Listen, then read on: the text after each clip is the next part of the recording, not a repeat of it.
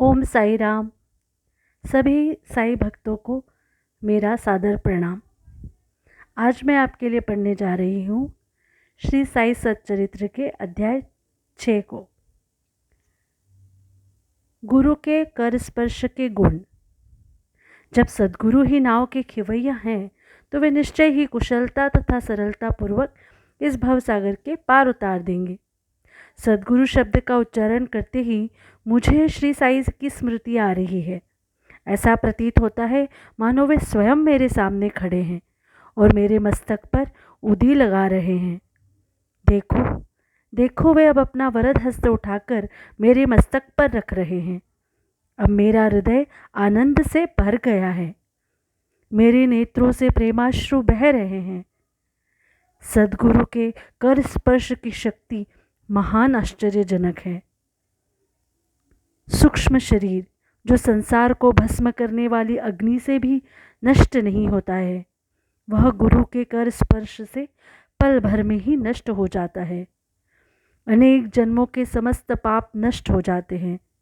ऐसे व्यक्ति जिन्हें धार्मिक और ईश्वरीय प्रसंगों में पूर्ण अरुचि है, उनके भी मन स्थिर हो जाते हैं। श्री साई बाबा के मनोहर रूप के दर्शन कर कंठ प्रफुल्लता से रूंध जाता है, आँखों से अश्रुधारा प्रवाहित होने लगती है और जब हृदय भावों से भर जाता है तब सोहम भाव की जागृति होकर आत्मानुभव के आनंद का आभास होने लगता है। मैं और तू का भेद नष्ट हो जाता है और तत्क्षण ही ब्रह्म के साथ अभिन्नता प्राप्त हो जाती है। जब मैं धार्मिक ग्रंथों का पठन करता हूँ तो क्षण क्षण में सद्गुरु की स्मृतियाँ हो आती है। बाबा राम या कृष्ण का रूप धारण कर मेरे सामने खड़े हो जाते हैं और स्वयं अपनी जीवन कथा मुझे सुनाने लगते हैं। अर्थात जब मैं भागवत का श्रवण करता हूँ तब बाबा श्री कृष्ण का स्वरूप धारण कर लेते हैं और तब मुझे ऐसा प्रतीत होने लगता है कि वे ही भागवत या भक्तों के कल्याणार्थ उद्धव गीता सुना रहे हैं। जब कभी भी मैं किसी से वार्तालाप किया करता हूँ तो मैं बाबा की कथाओं को ध्यान में लाता हूँ, जिससे उनका उपयुक्त अर्थ समझाने में सफल हो सकूं। तब एक शब्द या वाक्य की रचना भी नहीं कर पाता हूँ, परंतु जब वे स्वयं कृपा कर मुझसे लिखवाने लगते हैं तब फिर उसका कोई अंत नहीं होता। जब भक्तों में अहंकार की वृद्धि होने लगती है तो वे शक्ति प्रदान कर उसे अहंकार शून्य बनाकर अंतिम ध्येय की प्राप्ति करा देते हैं तथा उसे संतुष्ट कर अक्षय सुख का अधिकारी बना देते हैं। जो बाबा को नमन कर अनन्य भाव से उनकी शरण जाता है, उसे फिर कोई साधना करने की आवश्यकता नहीं है। धर्म, अर्थ, काम और मोक्ष उसे सहज ही प्राप्त हो जाते हैं।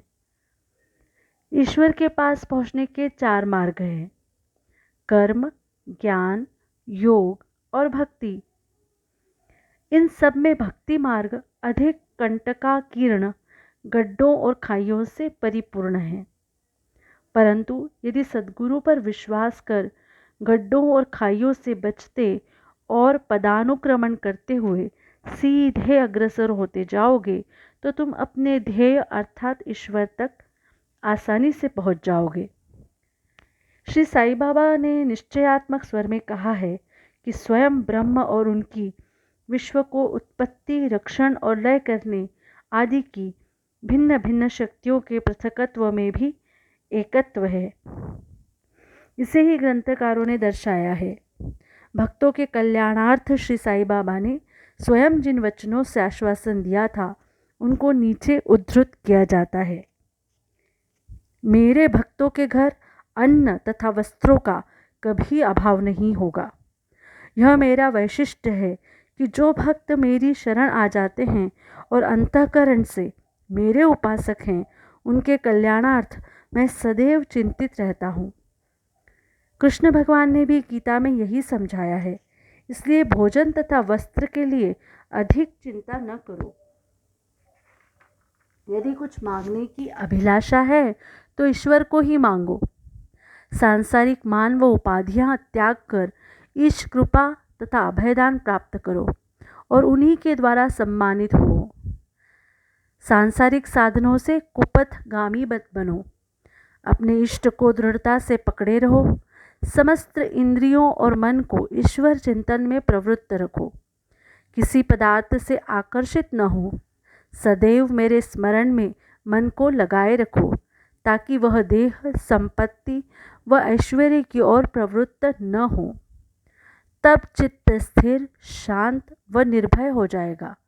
इस प्रकार की मनस्थिति प्राप्त होना इस बात का प्रतीक है कि वह सुसंगति में है। यदि चित्त की चंचलता नष्ट न हुई तो उसे एकाग्र नहीं किया जा सकता। बाबा के उपर्युक्त शब्दों को उद्धृत कर ग्रंथकार शिरडी के रामनवमी उत्सव का वर्णन करता है। शिरडी में मनाए जाने वाले उत्सवों में रामनवमी अधिक धूमधाम से मनाई जाती है। अतएव इस उत्सव का पूर्ण विवरण, जैसा कि साई लीला पत्रिका 1925 के पृष्ठ 197 पर प्रकाशित हुआ था, यहाँ संक्षेप में दिया जाता है। प्रारंभ। कोपरगांव में श्री गोपालराव गुंड नाम के एक इंस्पेक्टर थे। वे बाबा के परम भक्त थे। उनकी 3 स्त्रियां थीं, परंतु एक के भी संतान न थी। श्री साईं बाबा की कृपा से उन्हें एक पुत्र रत्न की प्राप्ति हुई। इस हर्ष के उपलक्ष्य में सन 1897 में उन्हें विचार आया कि शिरडी में मेला अथवा उर्स भरवाना चाहिए। उन्होंने यह विचार शिरडी के अन्य भक्त तात्या पाटिल, दादा कोते पाटिल और माधवराव के समक्ष विचारणार्थ प्रकट किया। उन सभी को यह विचार अति रुचिकर प्रतीत हुआ तथा उन्हें बाबा की भी स्वीकृति और आश्वासन प्राप्त हो गया। उर्स भरने के लिए सरकारी आज्ञा आवश्यक थी, इसलिए एक प्रार्थना पत्र कलेक्टर के पास भेजा गया, परंतु ग्राम कुलकर्णी के आपत्ति उठाने के कारण स्वीकृति प्राप्त न हो सकी। परंतु बाबा का आश्वासन तो प्राप्त हो ही चुका था, अतः पुनः प्रयत्न करने पर स्वीकृति प्राप्त हो गई। बाबा की अनुमति से रामनवमी के दिन उर्स भरना निश्चित हुआ। ऐसा प्रतीत होता है कि कुछ निष्कर्ष ध्यान में रखकर ही उन्होंने ऐसी आज्ञा दी, अर्थात उर्स व रामनवमी के उत्सवों का एकीकरण तथा हिंदू मुस्लिम एकता, जो भविष्य की घटनाओं से ही स्पष्ट है कि यह ध्येय पूर्ण सफल हुआ। प्रथम बाधा तो किसी प्रकार हल हुई। अब द्वितीय कठिनाई जल के अभाव की उपस्थित हुई। शिरडी तो एक छोटा सा ग्राम था और पूर्व काल से ही वहाँ जल का अभाव बना रहता था। गांव में केवल 2 कुएं थे, जिनमें से एक तो प्रायः सूख जाया करता था और दूसरे का पानी खारा था।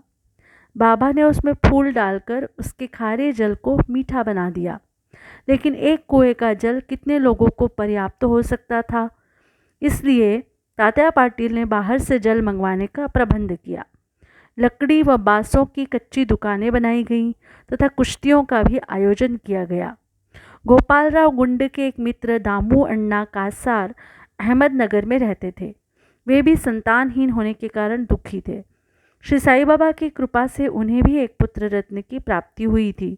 श्री गुंड ने उनसे एक ध्वज देने को कहा। एक ध्वज जागीरदार श्री नाना साहेब निमोणकर ने भी दिया। ये दोनों ध्वज बड़े समारोह के साथ गांव में से निकाले गए और अंत में उन्हें मस्जिद, जिसे बाबा द्वारका माई के नाम से पुकारते थे, उसके कोनों पर फहरा दिया गया। यह कार्यक्रम अभी भी पूर्ववत ही चल रहा है। चंदन समारोह। इस मेले में एक अन्य कार्यक्रम का भी श्री गणेश हुआ, जो चंदनोत्सव के नाम से प्रसिद्ध है। यह कोरहल के एक मुस्लिम भक्त श्री अमीर शक्कर दलाल के मस्तिष्क की सूझ थी। प्रायः इस प्रकार का उत्सव सिद्ध मुस्लिम संतों के सम्मान में ही किया जाता है। बहुत सा चंदन घिसकर और बहुत सी चंदन धूप थालियों में भरी जाती है तथा लोबान जलाते हैं और अंत में उन्हें मस्जिद में पहुंचाकर जुलूस समाप्त हो जाता है। थालियों का चंदन और धूप नीम पर और मस्जिद की दीवारों पर डाल दिया जाता है। इस उत्सव का प्रबंध प्रथम 3 वर्षों तक श्री अमीर शक्कर ने किया और उनके पश्चात उनकी धर्मपत्नी ने।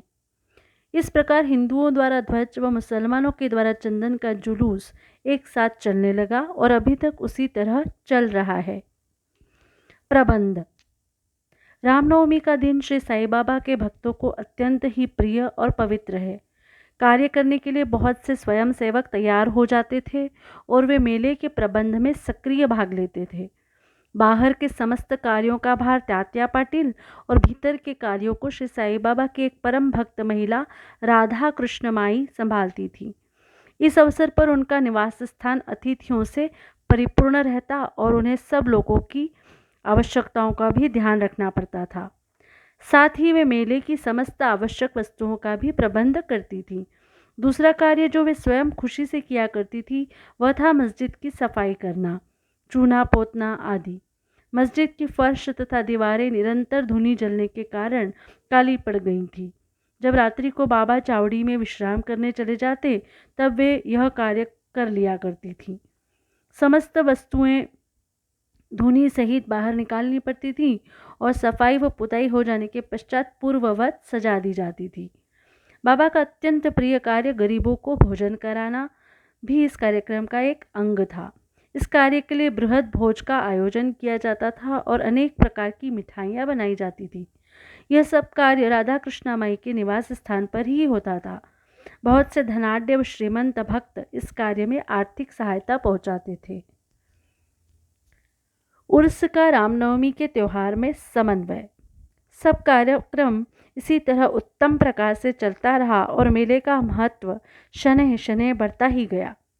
सन 1911 में एक परिवर्तन हुआ। एक भक्त कृष्णराव जोगेश्वर भीम अमरावती के दादा साहेब खापर्डे के साथ मेले के एक दिन पूर्व शिरडी के दीक्षितवाड़े में ठहरे। जब वे दालान में लेटे हुए विश्राम कर रहे थे तब उन्हें एक कल्पना सूझी। इस समय श्री लक्ष्मण राव उपनाम काका महाजनी पूजन सामग्री लेकर मस्जिद की ओर जा रहे थे।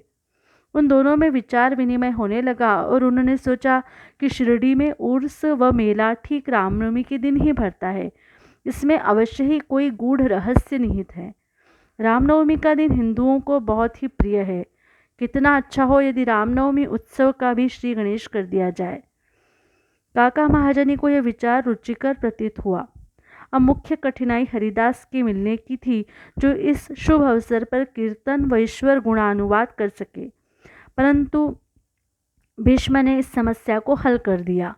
उन्होंने कहा कि मेरा स्वरचित राम आख्यान जिसमें राम जन्म का वर्णन है तैयार हो चुका है। मैं उसका ही कीर्तन करूँगा और तुम हारमोनियम पर साथ करना तथा राधा कृष्ण माई सुंठवड़ा तैयार कर देंगी। तब वे दोनों शीघ्र ही बाबा की स्वीकृति प्राप्त करने हेतु मस्जिद को गए। बाबा तो अंतर्यामी थे, उन्हें तो सब ज्ञान था कि वाड़े में क्या क्या हो रहा है। बाबा ने महाजनी से प्रश्न किया कि वहाँ क्या चल रहा था।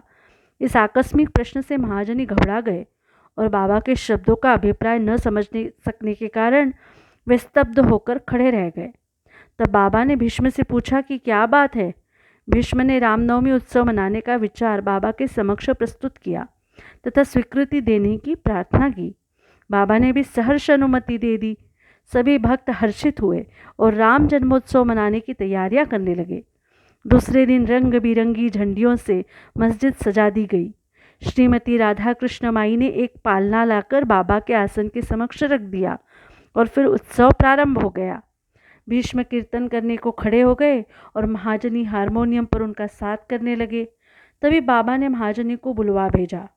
यहाँ महाजनी शंकित थे कि बाबा उत्सव मनाने की आज्ञा देंगे भी या नहीं, परंतु जब वे बाबा के समय पहुँचे तो बाबा ने उनसे प्रश्न किया, यह सब क्या है, यह पालना क्यों रखा गया है। महाजनी ने बतलाया कि रामनवमी का कार्यक्रम प्रारंभ हो गया है और इसी कारण यह पालना यहाँ रखा गया है। बाबा ने निंबर पर से 2 हार उठाए। उनमें से एक हार तो उन्होंने काका जी के गले में डाल दिया तथा दूसरा भीष्म के लिए भेज दिया। अब कीर्तन प्रारंभ हो गया था। कीर्तन समाप्त हुआ तब श्री राजा राम की उच्च स्वर से जय जयकार हुई। कीर्तन के स्थान पर गुलाल की वर्षा की गई। जब हर कोई प्रसन्नता से झूम रहा था तब अचानक ही एक गरजती हुई ध्वनि उनके कानों पर पड़ी। वस्तुतः जिस समय गुलाल की वर्षा हो रही थी तो उसके कुछ क्षण अनायास ही बाबा की आंख में चले गए। तब बाबा एकदम क्रुद्ध होकर उच्च स्वर में अपशब्द कहने लगे, वो कोसने लगे। यह दृश्य देखकर सब लोग भयभीत होकर सिटपिटाने लगे। बाबा के स्वभाव से भलीभांति परिचित अंतरंग भक्त भला इन अपशब्दों का कब बुरा मानने वाले थे। बाबा के इन शब्दों तथा वाक्यों को उन्होंने आशीर्वाद समझा। उन्होंने सोचा कि आज राम का जन्मदिन है, अतः रावण का नाश, अहंकार एवं दुष्ट प्रवृत्ति रूपी राक्षसों के संहार के लिए बाबा को क्रोध उत्पन्न होना सर्वथा उचित ही है। इसके साथ साथ उन्हें यह विदित था कि जब कभी भी शिरडी में कोई नवीन कार्यक्रम रचा जाता था, तब बाबा इसी प्रकार कुपित हो ही जाया करते थे। इसलिए वे सब स्तब्ध ही रहे। इधर राधा कृष्णा माई भी भयभीत थी कि कहीं बाबा पालना ना तोड़ फोड़ डालें। इसलिए उन्होंने काका महाजनी से पालना हटाने के लिए कहा, परंतु बाबा ने ऐसा करने से उन्हें रोका। कुछ समय पश्चात बाबा शांत हो गए और उस दिन की महापूजा और आरती का कार्यक्रम निर्विघ्न समाप्त हो गया। उसके बाद काका महाजनी ने बाबा से पालना उतारने की अनुमति मांगी, परंतु बाबा ने अस्वीकृत करते हुए कहा कि अभी उत्सव संपूर्ण नहीं हुआ है। अगले दिन गोपाल काला उत्सव मनाया गया, जिसके पश्चात बाबा ने पालना उतारने की आज्ञा दे दी। उत्सव में दही मिश्रित पोहा एक मिट्टी के बर्तन में लटका दिया जाता है और कीर्तन समाप्त होने पर वह बर्तन फोड़ दिया जाता है और प्रसाद के रूप में वह पोहा सबको वितरित कर दिया जाता है, जिस प्रकार की श्री कृष्ण ने ग्वालों के साथ किया था। रामनवमी उत्सव इसी तरह दिन भर चलता रहा। दिन के समय 2 ध्वजों का जुलूस और रात्रि के समय चंदन का जुलूस बड़ी धूमधाम और समारोह के साथ निकाला गया। इस समय के पश्चात ही उर्स रामनवमी के उत्सव में परिवर्तित हो गया। अगले वर्ष यानी कि सन 1912 से रामनवमी के कार्यक्रमों की सूची में वृद्धि होने लगी। श्रीमती राधा कृष्ण माई ने चैत्र की प्रतिपदा से नाम सप्ताह प्रारंभ कर दिया। लगातार दिन रात 7 दिन तक भगवत नाम लेना नाम सप्ताह कहलाता है। सब भक्त इसमें बारी बारी से भाग लेते थे। वे भी प्रातःकाल सम्मिलित हो जाया करती थी। देश के सभी भागों में रामनवमी का उत्सव मनाया जाता है, इसलिए अगले वर्ष हरिदास के मिलने की कठिनाई पुनः उपस्थित हुई, परंतु उत्सव के पूर्व ही यह समस्या हल हो गई। 5-6 दिन पूर्व श्री महाजनी की बाला बुआ से अकस्मात भेंट हो गई। बुआ साहेब आधुनिक तुकाराम के नाम से प्रसिद्ध थे और इस वर्ष कीर्तन का कार्य उन्हें ही सौंपा गया। अगले वर्ष सन 1913 में श्री हरिदास बृहद सिद्ध कवटे ग्राम में प्लेग का प्रकोप होने के कारण अपने गांव में हरिदास का कार्य नहीं कर सकते थे। इस वर्ष वे शिरडी में आए। काका साहेब दीक्षित ने उनके कीर्तन के लिए बाबा से अनुमति प्राप्त की। बाबा ने भी उन्हें यथेष्ट पुरस्कार दिया। सन 1914 से हरिदास की कठिनाई बाबा ने सदैव के लिए हल कर दी। उन्होंने यह कार्य स्थायी रूप से दासगढ़ू महाराज को सौंप दिया। तब से वे इस कार्य को उत्तम रीति से सफलता और विद्वत्तापूर्वक पूर्ण लगन से निभाते रहे। सन 1912 से उत्सव के अवसर पर लोगों की संख्या में उत्तरोत्तर वृद्धि होने लगी। चैत्र शुक्ल अष्टमी से द्वादशी तक शिरडी में लोगों की संख्या में इतनी अधिक वृद्धि हो जाया करती थी मानो मधुमक्खी का छत्ता ही लगा हो। दुकानों की संख्या में वृद्धि हो गई। प्रसिद्ध पहलवानों की कुश्तियाँ होने लगी। गरीबों को वृहद स्तर पर भोजन कराया जाने लगा। राधा कृष्ण माई की घोर परिश्रम के फलस्वरूप शिरडी को संस्थान का रूप मिला। संपत्ति भी दिन प्रतिदिन बढ़ने लगी। एक सुंदर घोड़ा, पालकी, रथ और चांदी के अन्य पदार्थ, बर्तन, पात्र, शीशे इत्यादि भक्तों ने उपहार में भेंट किए। उत्सव के अवसर पर हाथी भी बुलाया जाता था। यद्यपि संपत्ति बहुत बढ़ी, परंतु बाबा का उन सबसे सदा निरपेक्ष ही रहते थे। वे सदैव उसे उपेक्षा की दृष्टि से देखते और सदैव की भांति ही साधारण वेशभूषा धारण करते थे। यह ध्यान देने योग्य है कि जुलूस तथा उत्सव में हिंदू और मुसलमान दोनों ही साथ साथ कार्य करते थे, परंतु आज तक न उनमें कोई विवाद हुआ और न कोई मतभेद ही। पहले पहल तो लोगों की संख्या 5000 से 7000 के लगभग ही होती थी, परंतु किसी किसी वर्ष तो यह संख्या 75,000 तक पहुंच जाती थी। फिर भी न कोई बीमारी फैली और न ही कोई दंगा हुआ। मस्जिद का जीर्णोद्धार। जिस प्रकार उर्स या मेला भराने का विचार प्रथमतः श्री गोपाल गुंड को आया था, उसी प्रकार मस्जिद के जीर्णोद्धार का विचार भी प्रथमतः उन्हें ही आया। उन्होंने इस कार्य के निमित्त पत्थर एकत्रित कर उन्हें वर्गाकार करवाया, परंतु इस कार्य का श्रेय उन्हें प्राप्त नहीं होना था। वह सुयश तो नाना साहेब चांदोरकर के लिए ही सुरक्षित था और फर्श का कार्य काका साहेब दीक्षित के लिए। प्रारंभ में बाबा ने इन कार्यों के लिए स्वीकृति नहीं दी, परंतु स्थानीय भक्त मालसापति के आग्रह करने से बाबा की स्वीकृति प्राप्त हो गई और एक रात में ही मस्जिद का पूरा फर्श बन गया। अभी तक बाबा एक टाट के टुकड़े पर ही बैठते थे। अब उस टाट के टुकड़े को वहां से हटाकर उसके स्थान पर एक छोटी सी गादी बिछा दी गई। सन 1911 में सभा मंडप भी घोर परिश्रम के उपरांत ठीक हो गया। मस्जिद का आंगन बहुत छोटा तथा असुविधाजनक था। काका साहेब दीक्षित आंगन को बढ़ाकर उसके ऊपर छप्पर बनवाना चाहते थे। यथेष्ट द्रव्य राशि व्यय कर उन्होंने लोहे के खंभे, बल्लियां व कैंचियां मोल ली और कार्य भी प्रारंभ हो गया। दिन रात परिश्रम कर भक्तों ने लोहे के खंभे जमीन में गाड़े। जब दूसरे दिन बाबा चावड़ी से लौटे, उन्होंने उन खंभों को उखाड़कर फेंक दिया और अति क्रोधित हो गए। वे एक हाथ से खंभा पकड़कर उसे उखाड़ने लगे और दूसरे हाथ से उन्होंने त्यात्या का साफा उतार लिया और उसमें आग लगाकर गड्ढे में फेंक दिया। बाबा के नेत्र जलते हुए अंगारे के सदृश लाल हो गए। किसी को भी उनकी ओर आंख उठाकर देखने का साहस नहीं होता था। सभी बुरी तरह भयभीत होकर विचलित होने लगे कि अब क्या होगा। भागोजी शिंदे, बाबा के एक कोढ़ी भक्त, कुछ साहस कर आगे बढ़े, पर बाबा ने उन्हें धक्का देकर पीछे धकेल दिया। माधवराव की भी वही गति हुई। बाबा उनके ऊपर भी ईंट के ढेले फेंकने लगे। जो भी उन्हें शांत करने गया उसकी वही दशा हुई। कुछ समय के पश्चात क्रोध शांत होने पर बाबा ने एक दुकानदार को बुलाया और एक जरीदार फेटा खरीदकर अपने हाथों से उसे तात्या के सिर पर बांधने लगे, जैसे उन्हें विशेष सम्मान दिया गया हो। यह विचित्र व्यवहार देखकर भक्तों को आश्चर्य हुआ।